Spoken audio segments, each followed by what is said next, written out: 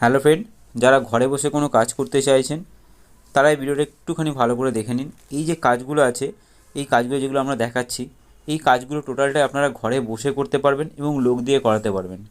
কাজ করে জমা দেবেন, সঙ্গে সঙ্গে ক্যাশ পেমেন্ট। কাজগুলো কিভাবে করবেন এরকম ভিডিও আমরা ইউটিউবেও অনেক দিয়েছি, একটু ভালো করে দেখে নিন। আগামী রবিবার এটার উপর একটা ট্রেনিং আছে।